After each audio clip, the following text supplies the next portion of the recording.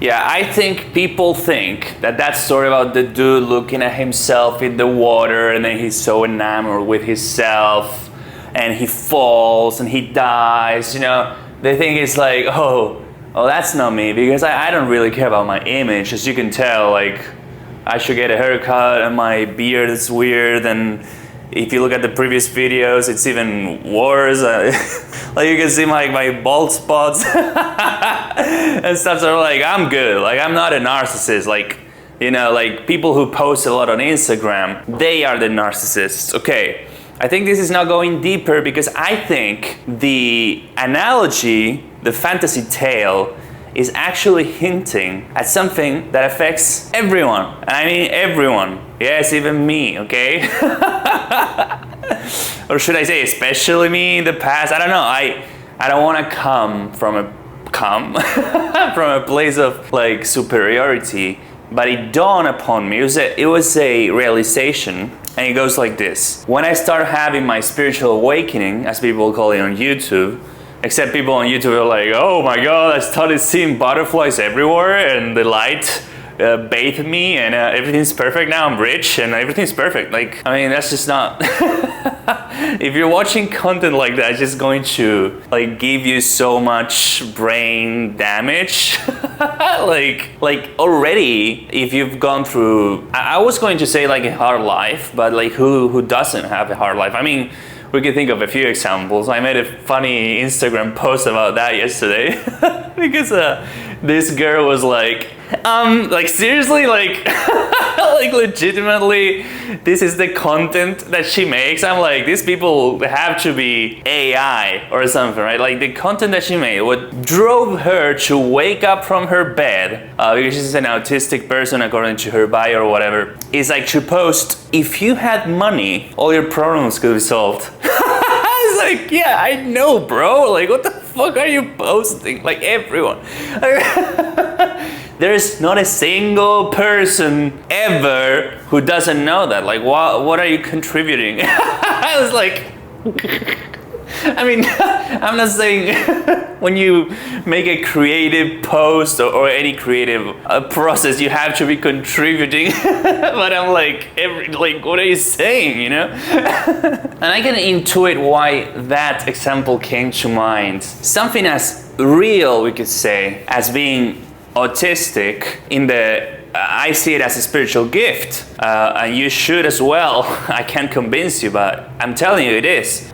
So something as real as that, like you can literally, you have a gift, you can think for yourself. Like you can rethink things from scratch and build your own framework of reality based on like, I hate the word empirical.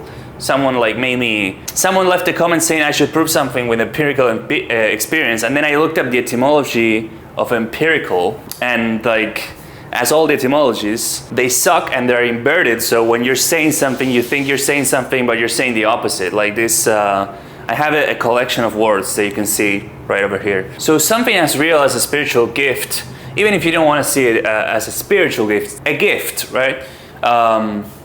As understanding reality and seeing reality in this way, can become a mental identity, right? In the same way that when I look in the mirror, it's not like I'm seeing myself really, Myself is what sees.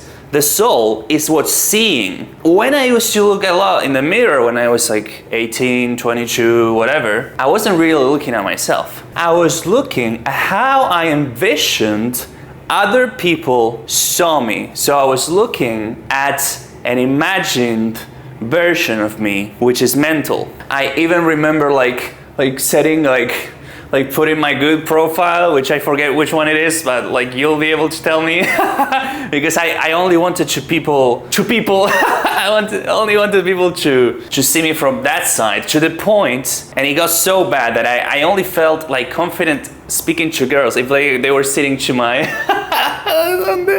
like, that's how retarded the ego makes you.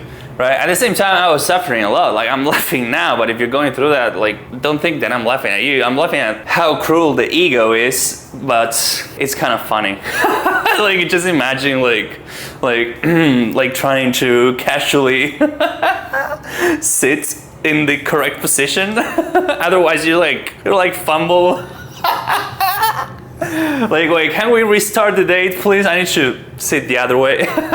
When something becomes an identity, it becomes fixated, stale, just by the very essence of it, because like you have to be the same person, which person literally means like actor or mask or something crazy like that. So they're literally telling you, and it's the same one every day. So when I say I prefer not to identify with any labels like autism or whatever, people try sometimes to jump to conclusions like, oh, so you're denying my experience. No, your experience is very real. I qualify to like the criteria of being that word. At the same time, I choose not to identify with it as a mental label, because if you do, it kills you. Why? Because you have to be the same every day.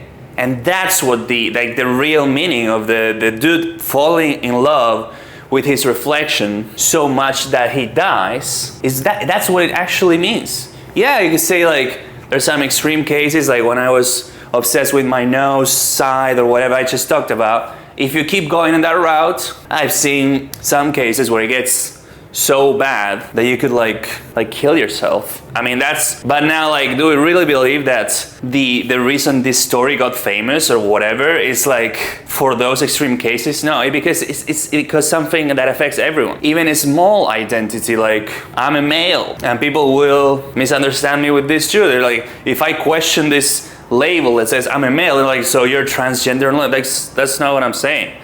Like, it's like, do you choose to be like identified with the group? Like when girls complain about all like the males, like the guys, are you like in this category in the same way that people identify with soccer players and they say like, oh, today my team is playing? Like, you're not playing. What do you mean? I've heard them say, tonight we are playing. That's what I meant. Like, they're so identified. Like, my national team is playing today because of identities. Like, you think it's your country when it's not. And there's so much layers of, like, if it was your country, you would remember, like, choosing to be born in the country, but it's a literal random occurrence. So, like, why? Yeah, you could say, well, I opened my Akashic records and I saw that it wasn't. Okay, good. That is your experience. Now, the problem comes when you know something from inner knowledge, that's perfect, right? But, like, when you say, like, then, if I know that's the case for me, then everyone else chose where they're born. Like, how the fuck could you know? Are you God? So this is a problem, right? Like, if I identify with being a male, we could say that makes sense, you know, because I have a male body or whatever the fuck. Okay, that's one thing. But am I a part of all the males? Like, am I, like, you know, if someone says like, oh, because all men like do this, will I get offended? No, because like I disidentified. I'm like checked out from that bullshit. So, and then this is not like a gender discussion. Like, I'm not saying you could do the same thing for women. It's the same thing. So it's like if you're identified with what other people see, you know, the groups where they include you, it's like being obsessed with the mirror. Technically, like, you know, like someone could be like, oh, but you don't know anything. You're like a white male. Right? Like angry, right? And you're like, you're not going to start debating with that person, but you could remember like that you didn't choose anything. So why identify with it? Because as it goes for the soul, and mirrors are not natural and cameras are not natural and stuff. So hypothetically speaking, you could have been born in like in a cave in the middle of a forest and you didn't know these things. You could just be consciousness, like a cat.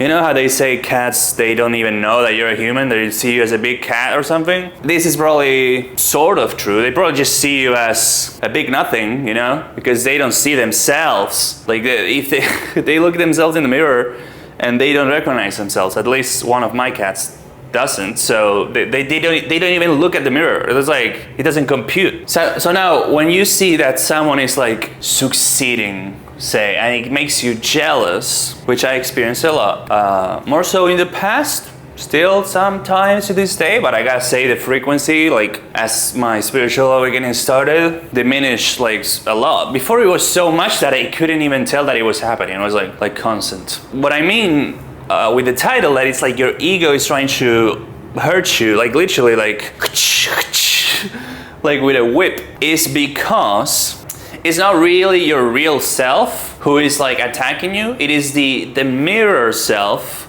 the imagined self. You know, it has its own agenda. You can see this video, it's getting a little deeper, but it's like it has its own agenda, and this agenda can technically be what people, you know, what people external consider a happy life. You have a nice job, you have a nice family, you have a nice car. It's all good, man, like enjoy, right? But like it is its agenda, you know, the ego, what does it care about? Survival and sex and reputation, blah, blah, blah. So the imagined self, the mirror self, it has its own agenda. Now the real self is like that Chris Cornell lyric that says, I just like got one thing to offer, or something like that, which to me means I can only be myself. Like that's it. I can only stay true to myself and always do what I want to do. The confusion gets when this mind identity gets so strong that when I heard this concept of just like always follow your highest excitement, even though it's a good lead, my ego interpreted, okay, let me like crank my shit's mood off to porn 5 times in a day then. Like, cool, that will not destroy my nervous system almost permanently.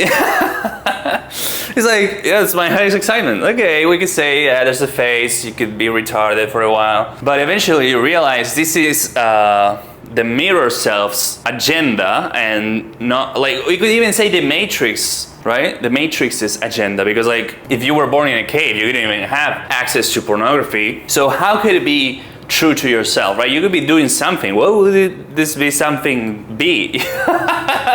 You have to like get in touch with that. And then the prophecy doesn't become true, which is, you know, he becomes so enamored with himself that he dies. What does it mean? The soul, the pure consciousness, gets entranced with the parasitic ego self.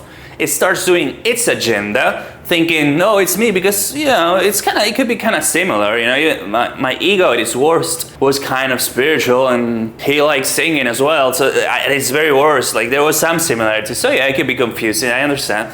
But you have to begin to discern at some point, so the identity doesn't get fully solidified, which is kind of like death. You know, routine, for example, like doesn't have like it starts with rut, you know. I mean, I didn't research that one, just like a feeling. It's like cursed. And I have to say, like, if you're seeing or hearing what I'm saying and it makes you blame yourself even more, it's not my point. For example, the real reason that when you see someone being successful or whatever, you can even get jealous is at its deepest core, I would say, it's because the ego self is kind of like jealous of your soul in a sense, because it doesn't have one. And if you were following your highest excitement properly all the time, you know, asking in meditation and getting in touch with that, you could see a lot of achievements, but you couldn't be going through these achievements like, oh, I gotta get achievements, oh, it's so hard. Okay, now I'm planning to do this video because this video will give me subscribers, and then the subscribers will say blah, blah, blah. No, like, you're just being yourself. So the ego mind hates that shit so much because it's like so, he studies and he's smart and he planifies and is like organized, all that effort, you know, his existence, we could say, depends on you, the pure consciousness and soul, not remembering that you're so worthy of just like following your intuition all the time, that just by being yourself you get like some achievements, like when you don't care about it, right? Because if you care, it's like you're pursuing them through the ego mind. If you don't care, you're just being yourself, and then sort of like a happy accident almost, you can get some stuff. So then the ego mind uses that when looking at someone else to hurt your soul even more, to keep it, or to keep you in check, so you don't remember, I could just like, I'm dialed in, you know? All I need to do is reconnect with that side of me, my soul, however you want to see it. If you were like dreaming a dream at night, and when you appear in this dream, you have a body again and stuff, and then you start learning the language from this dreamed world, and it hypnotizes you so much, you know, with their mirrors and their new language or whatever, that your mind starts speaking in this language, and it sort of captures your consciousness inside this dream world. So how would you, from that perspective, reconnect with your dreamer self? Well, you obviously have to reconnect with something that isn't connected to language. For example, following your highest excitement and meditating and trying to catch non-verbal, non-language hints and stuff. So yeah, I don't have an academy yet, but if you want some help, just write to me on Instagram. And I do have a singing academy, but I'll get the spiritual started soon so I can help you.